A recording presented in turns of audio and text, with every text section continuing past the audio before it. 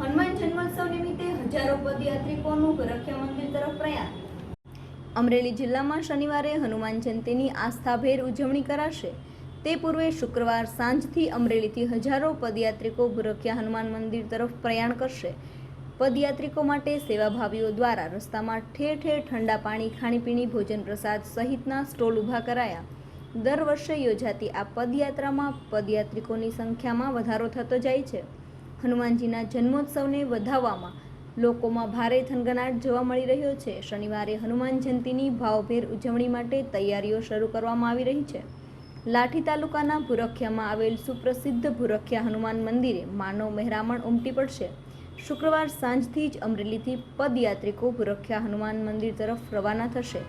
સેવાભાવી સંસ્થા અને લોકો દ્વારા 35 કિલોમીટરના અંતરમાં ઠેર ઠેર ઠંડા પાણી, નાસ્તો, ચા પાણી, શરબત, ભોજન પ્રસાદી સહિતના સ્ટોલ ઊભા કરાયા છે। અમરેલી નજીક લાલાવાવ હનુમાન મંદિર, કેરાળાના પાટિયા પાસે ટોડા નજીક સહિત રસ્તામાં ઠેર ઠેર સેવાભાવી દ્વારા સ્ટોલ ઊભા કરાશે। આ પદયાત્રામાં હવે મોટી સંખ્યામાં યુવાનો જોડાઈ રહ્યા છે। આ ઉપરાંત શનિવારે હનુમાન મંદિરના વિવિધ મંદિરોમાં પણ સુંદરકાંડના પાઠ, હનુમાન ચાલીસાના પાઠ, ધૂન કીર્તન સહિતનું આયોજન કરાયું છે। મંદિરોમાં પણ ભાવિકોની ભીડ ઉમટી પડશે। અમરેલીથી ભુરખિયા હનુમાન મંદિર 35 કિલોમીટર સુધીની પદયાત્રામાં મોટી સંખ્યામાં ભાવિકો જોડાઈ રહ્યા હોય રસ્તામાં યાત્રિકોને કોઈ મુશ્કેલી ન પડે તે માટે પોલીસ દ્વારા પણ રાત્રિ દરમિયાન સઘન પેટ્રોલિંગ અને બંદોબસ્ત જળવાશે। અમરેલીથી ભુરખિયા તેમજ ગારિયાધાર તેમજ ચાવંડ તરફના ગ્રામ્ય વિસ્તારોમાંથી પણ આવતીકાલે સાંજથી પદયાત્રિકો ભુરખિયા મંદિર તરફ આવતા હોય છે, જેને પગલે તંત્ર દ્વારા ભારે વાહનો માટે રસ્તો ડાયવર્ટ કરાશે।